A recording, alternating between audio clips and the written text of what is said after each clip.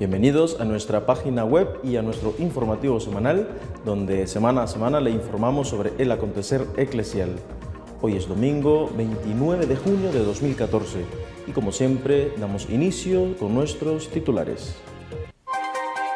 Se ha presentado en Roma el Instrumentum Laboris sobre el próximo sínodo sobre la familia. La misericordia es la clave de lectura de este importante documento. La cúpula de la Conferencia Episcopal Española ha sido recibida por el Papa en el Vaticano. La visita se debe gracias al cambio de presidencia que ha habido en el episcopado. El Papa va a nombrar un asistente para el equipo directivo de los Legionarios de Cristo, para que les acompañe en el proceso de renovación que han emprendido. Mariam, la cristiana condenada a muerte en Sudán solo por el hecho de ser hija de un musulmán que abandonó a su madre al nacer ella, ha sido liberada. El que fuera nuncio de la República Dominicana y de Puerto Rico, el arzobispo Vesolovsky, ha sido condenado por el Vaticano por pederastia y ha sido reducido al estado laical. Misericordia hacia todos los que sufren y hacia todos los elementos de la familia, especialmente a los más heridos como los divorciados, los homosexuales, las mujeres maltratadas o los niños abusados. Este sería el resumen del instrumento de trabajo del próximo sínodo de la familia. La realidad de las uniones de hecho, de los divorciados y de la posibilidad de concederles la comunión, pero también la denuncia contra el feminicidio y contra la pederastia, la cuestión de la homosexualidad, no al matrimonio entre personas del mismo sexo, pero sí a la atención pastoral hacia las parejas del mismo sexo, la valentía de las madres solteras, la agilización de los procedimientos para la nulidad matrimonial, los anticonceptivos son algunos de los temas afrontados en el documento. El texto está organizado en 3 partes. La primera parte se titula Comunicar el Evangelio de la familia de hoy y subraya, entre otras cuestiones, que numerosas respuestas confirman que, incluso cuando se conocen las enseñanzas de la Iglesia sobre matrimonio y familia, muchos cristianos manifiestan dificultades para aceptarlas integralmente. El concepto de ley natural resulta ser como tal bastante problemático, incluso incomprensible. La segunda parte del Instrumentum Laboris es particularmente intensa.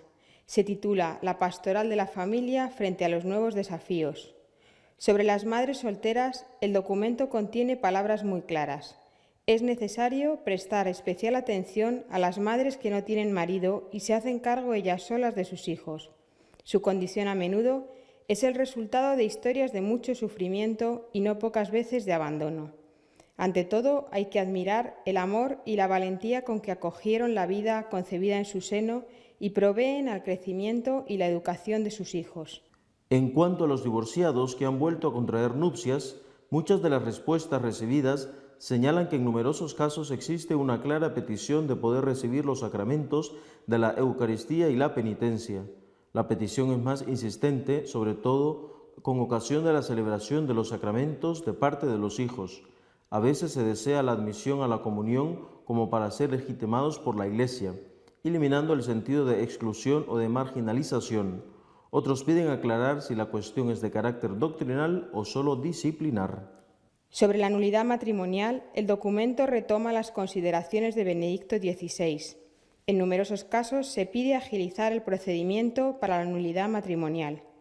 Sobre el mismo argumento, algunos invitan a la prudencia, señalando que al agilizar, simplificar o reducir los pasos previstos se corre el riesgo de provocar injusticias y errores. Se podría dar la impresión de no respetar la indisolubilidad del sacramento. Se podría alimentar la idea de un divorcio católico. En cuanto a las parejas de personas del mismo sexo, todas las conferencias episcopales han expresado su opinión en contra de una redefinición de matrimonio entre hombre y mujer mediante la introducción de una legislación que permita la unión entre 2 personas del mismo sexo. Se aconseja la búsqueda de un equilibrio entre la enseñanza de la Iglesia sobre la familia y una actitud respetuosa que no juzgue a las personas que viven estas uniones.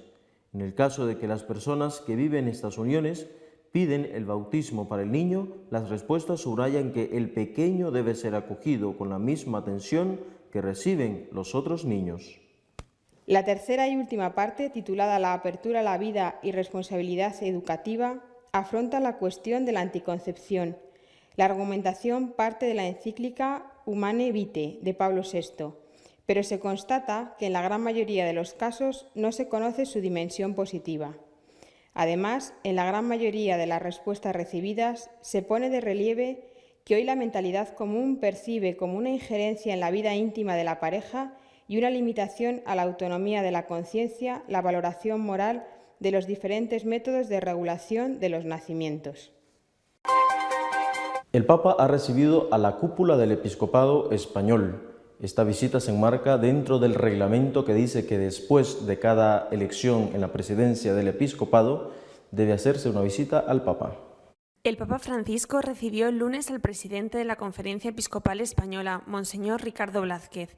Han acompañado a Monseñor Blázquez, el vicepresidente de la conferencia, Monseñor Carlos Osoro Sierra, y el secretario general, don José María Gil Tamayo. Este tipo de audiencias son habituales cuando se produce una renovación de cargos en las conferencias episcopales. El Papa, como buen conocedor de la realidad de la Iglesia en España, se ha mostrado muy interesado por las iniciativas pastorales que están en marcha y particularmente por la gran tarea que la Iglesia realiza en nuestro país acompañando a los que sufren y a los más necesitados. El encuentro ha tenido una duración de 45 minutos. Con gran cordialidad y cariño ha animado a los obispos a continuar poniendo a la Iglesia en un estado de misión permanente, transmitiendo la alegría del Evangelio siempre con vigor renovado y particular afán misionero. Una visita, pues, prevista y no debida a alguna urgencia o a los cambios que han tenido lugar en el país últimamente o a los que se avecinan, sobre todo dentro de la propia Iglesia, con nombramientos pendientes tan importantes como el de los arzobispos de Madrid y Barcelona. Eso no significa que no se haya aprovechado para informar al Santo Padre de lo que está sucediendo en España, con un cambio en la jefatura del Estado, con una agresividad creciente por parte de los comunistas e incluso de los socialistas hacia la Iglesia, y con la necesidad de llegar pronto a un recambio en las principales sedes españolas. La Santa Sede nombrará en breve a una persona que seguirá de cerca el proceso de reforma de la congregación fundada por Marcial Maciel, los Legionarios de Cristo. El proceso de reforma de los Legionarios de Cristo no está completo. Aún quedan asuntos pendientes, peligros y desafíos. Por eso la Santa Sede decidió nombrar un especial asistente para que vigile de cerca la nueva etapa en la vida de la congregación, que busca acabar definitivamente con la estructura que permitió los abusos de su fundador, Marcial Maciel Degollado. Lo anunció el director general, el sacerdote mexicano Eduardo Robles Gil, quien aclaró que aún se desconoce la identidad de quien ocupará ese puesto, cuyo nombre podría ser comunicado el próximo 3 de julio. Ese día está prevista una reunión de la cúpula legionaria con el cardenal Joao Brax de Avis y el arzobispo José Rodríguez Carballo, respectivamente prefecto y secretario de la Congregación para los Institutos de Vida Consagrada. No participaría en el gobierno. El gobierno de la congregación es autónomo. Será un asistente externo. Todavía no sabemos quién es, aclaró Robles en una entrevista difundida en el sitio web de los legionarios. El director reconoció que al principio no se tenía una idea clara de cómo se iba a concretar tal acompañamiento. Ahora sabemos que será un asistente, apuntó. También se estableció que la Santa Sede no se ha pronunciado todavía respecto al texto de las constituciones que fue entregado para su revisión y eventual aprobación desde el capítulo. Posiblemente, el 3 de julio, nos darán una respuesta sobre las constituciones, sobre todo si hay algo que debemos cambiar, agregó. El caso de Mariam, la joven de Sudán que estaba embarazada, que fue condenada por el solo hecho de ser cristiana, dio la vuelta al mundo. Ahora, afortunadamente, ha sido liberada. La primera instancia del juicio del proceso canónico contra el exnuncio apostólico en la República Dominicana, Joseph Besolowski, ha concluido estos días en la Congregación para la Doctrina de la Fe con una sentencia de condena de dimisión del estado clerical. Dejará de ser arzobispo para volver a ser laico. El acusado dispone desde este momento de 2 meses para un eventual recurso.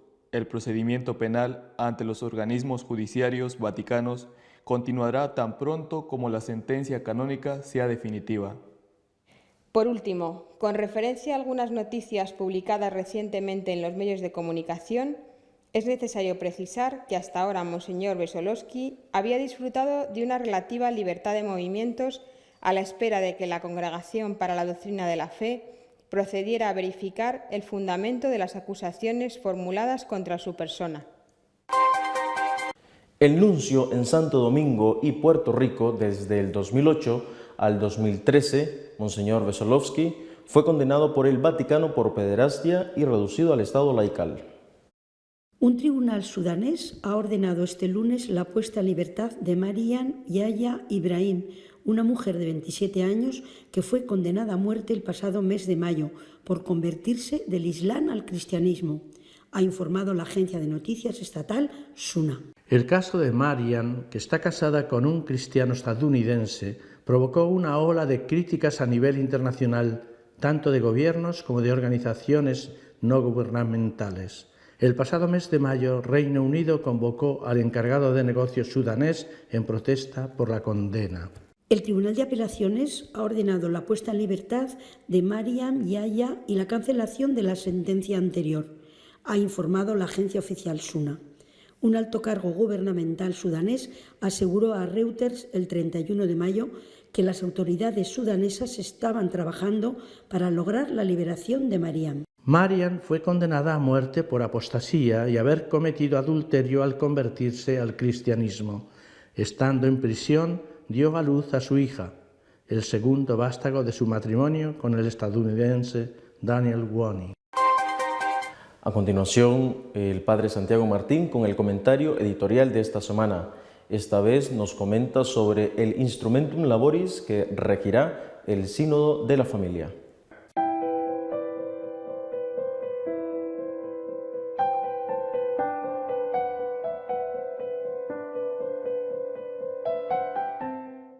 Se acaba de publicar el Instrumentum Laboris del próximo Sínodo de los Obispos, un sínodo que tendrá dos etapas. La primera va a celebrarse en el próximo mes de octubre y después la siguiente el año que viene.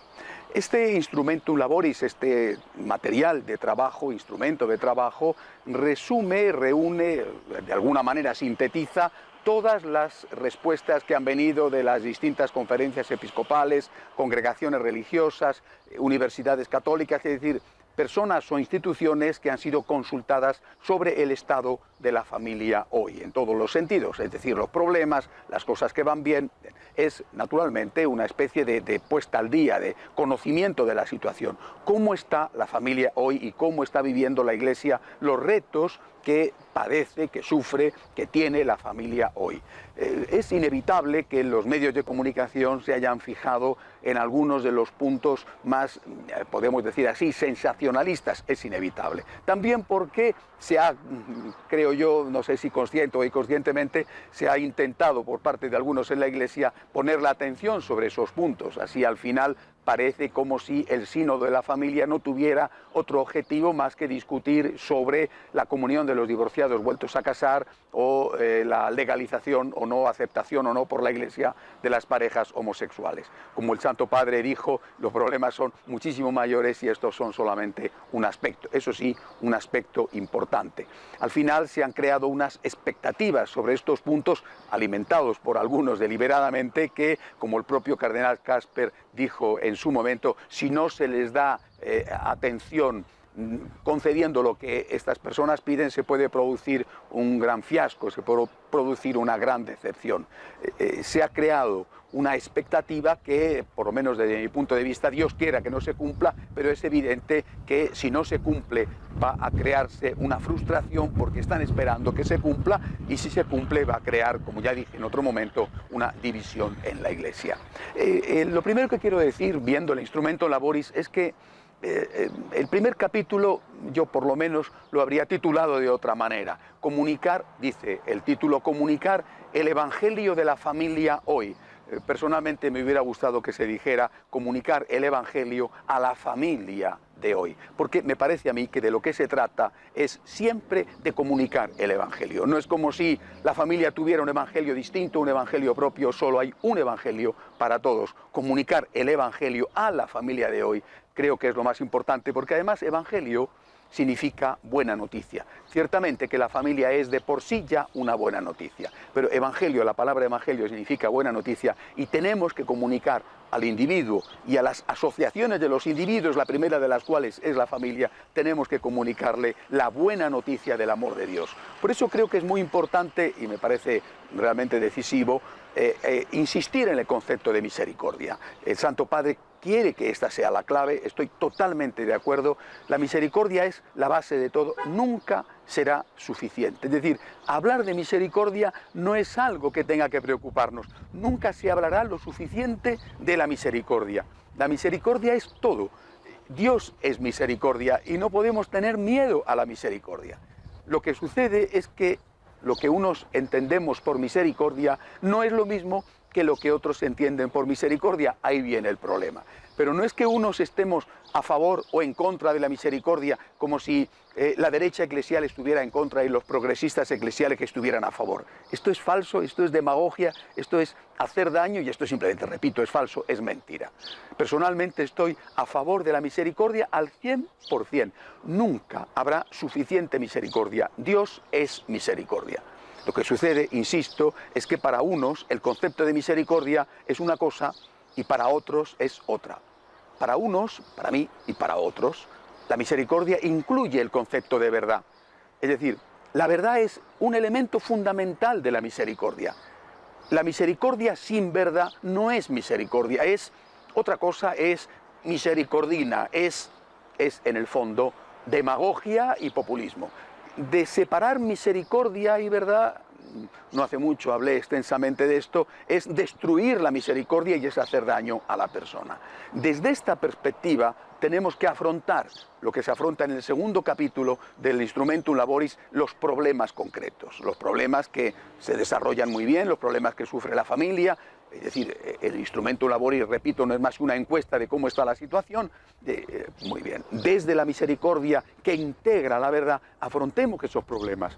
La comunión de los divorciados vueltos a casar sin haber conseguido la nulidad matrimonial, el problema de las parejas de hecho, el problema de las parejas homosexuales, el bautismo de los niños que proceden de esas parejas, la violencia doméstica, la situación económica terrible que padecen muchas familias y que les condiciona, el problema del control de la natalidad. Es decir, afrontemos todas las cuestiones desde la misericordia, pero no desde la misericordia, no desde la falsa misericordia, sino desde la auténtica misericordia que incluye el concepto de verdad. Creo que esta es la perspectiva y naturalmente, si no se va a hacer así, lo que puede suceder en el sínodo puede ser realmente grave. En cambio, si se hace así, se encontrará un camino. Si la Iglesia olvidara, Dios no lo quiera, no lo ha hecho en 2000 años, si la Iglesia olvidara la referencia al mensaje de Jesucristo, la Iglesia estaría inevitablemente perdida. Si nosotros nos ponemos a legislar, a decir qué es bueno, qué es malo, qué se puede hacer, qué no se puede hacer, en función de las encuestas, en función de lo que opina la mayoría de fuera de la Iglesia o incluso la mayoría de dentro de la Iglesia, si en lugar de estar fijándonos en Jesucristo y en sus enseñanzas, nos fijamos en las encuestas, en la sociología, como la mayoría quiere esto, vamos a hacer esto, entonces que estamos perdidos. Para eso ya otros han recorrido un camino que les está llevando a la autodestrucción. Nosotros no podemos gobernar en función de la sociología o de las encuestas. Eso es lo que hacen los políticos, que de la noche a la mañana cambian y lo que antes consideraban algo inamovible, lo consideran ahora perfectamente mudable, simplemente porque las encuestas les dicen que la opinión pública ha cambiado. Nosotros tenemos que escuchar a Jesucristo, seguir a Jesucristo, tener una misericordia absoluta, porque el Dios católico es el Dios de la misericordia, pero incluye en esa misericordia la verdad.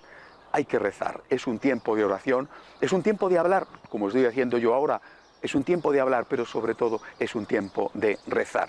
Recemos intensamente por los que participarán en el próximo sínodo, especialmente por el Santo Padre. Que Dios proteja a la familia, que Dios proteja a la Iglesia. Hasta la semana que viene, si Dios quiere. Agradecemos su sintonía, pero no olvide que si quiere estar al tanto de lo que va ocurriendo en la Iglesia, consulte nuestra página web de noticias y apologética católicosonline.org. Hasta la semana que viene, si Dios quiere.